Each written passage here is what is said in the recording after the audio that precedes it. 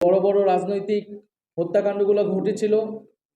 পিলখানা হত্যাকাণ্ড, আমরা 2013 সালের যে শাপলার হত্যাকাণ্ড, মোদী বিরোধী হত্যাকাণ্ড এবং জুলাই গণ অভ্যুত্থানের যে গণহত্যা, এই সকল গণহত্যার জন্য কিন্তু একমাত্র আওয়ামী লীগই দায়ী। এবং এই আওয়ামী লীগ রাজনৈতিকভাবে এই হত্যাকাণ্ডগুলো ঘটিয়েছে, বিরোধী দলমতকে দমন করেছে এবং এর সাথে আছে গত 16 বছরে গুমের ঘটনাসমূহ। এই সব কিছুর আসলে বিচার আমাদেরকে নিশ্চিত করতে হবে। আমরা সেই বিচারের জন্য সরকারের কাছে আহ্বান জানাচ্ছি বারবার, কারণ আমরা যদি বিচার ছাড়াই সামনের দিকে অগ্রসর হই, তাহলে এই বিচারগুলো আর কখনো বাংলাদেশে হবে কিনা আমরা জানি না। এবং যদি বিচার না হয়, তাহলে আসলে যে একটা স্বৈর শাসক যে নিপীড়ন নির্যাতন করে পার পেয়ে যায়, সেই ধরনের দৃষ্টান্ত স্থাপন হবে।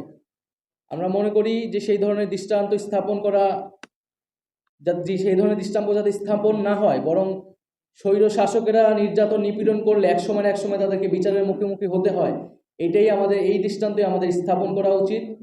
সেই জায়গা থেকে আমরা জুলাই হত্যাকাণ্ডের বিচার, যেহেতু সাম্প্রতিক সময়ে যে জুলাই হত্যাকাণ্ডের বিচারের প্রেক্ষিতে গণঅভ্যুত্থান হয়েছে, সেই বিচারটা যাতে দ্রুত সময়ের মধ্যেই নিশ্চিত করা হয়।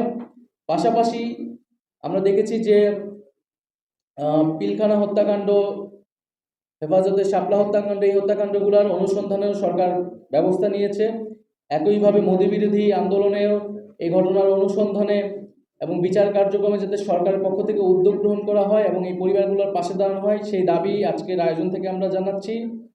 এবং আমাদের যেই জাতীয় নাগরিক পার্টির বিচার, সংস্কার এবং গণপরিষদ নির্বাচনের যে 3টি এজেন্ডা নিয়ে আমরা বর্তমান সময়ে কথা বলছি, সেই এজেন্ডার ভিত্তিতে আমাদের রমজানের পরে আমাদের কার্যক্রম সারা দেশব্যাপী চলবে।